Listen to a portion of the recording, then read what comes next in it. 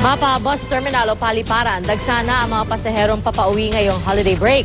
At live mula sa Araneta Center Bus Station, saksi si Isay Reyes. Isay?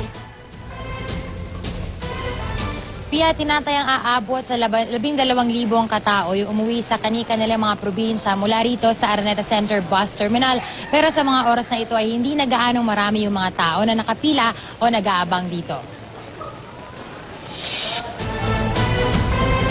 Kahit nagdagdag ng mga bus na pwedeng bumiyahe sa tulong ng mga special permit ng LTFRB, may mga pasahero pa rin nahirapang makasakay.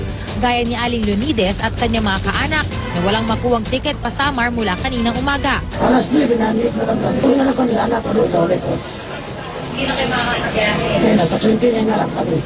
Kahit si Louie at mga kasamang pinsan, hindi rin nakakuha ng biyaheng pabikol. Wala pang masakyan. Mag-aantay lang muna kami. Tapos kapag wala na talaga masakyan, para... Lilipat kami ng ibang sasakyan. Sa Kabuuan naman, payapa ang sitwasyon sa bus station, sabi ng pulisya. Dagsana rin sa mga bus terminal sa Pasay ang mga biyahero. Pero ang mga biyaheng panorte, tumatagal pa ang paghihintay.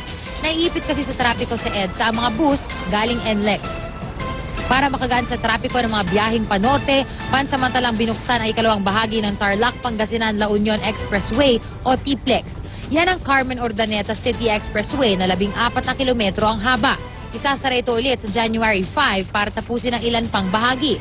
Muli naman itong bubuksan mula January 14 hanggang January 20 para sa pagbisita ng Santo Papa. Kahit sa NAIA Terminal 3, dagsana ang mga pasahero sa loob man o labas. Medyo mataas na nga yung price pero sige lang, carry lang. Minsan lang umuwi Marami kasing fully booked ng flights, kaya ang iba nagbabaka sakali. Titingnan natin yung possibility na hindi tayo masasakay pagka hindi tayo nakaabot sa talagang required check-in time ng airlines. Marami ang magsasagad na ng bakasyon papuntang probinsya.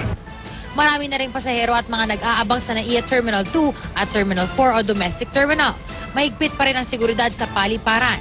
Binubusisi lahat ng mga pasahero at kanilang dalahin. We see to it na aside from yung mga existing CCTV cameras na nire-review natin from time to time, may mga personnel tayo na umiikot dyan para magmasid lang. Focus sila sa mga bagahe nila na wag yung pa-relax-relax kasi kalimitan yung mga nasisingitan, yung mga masyadong kampante.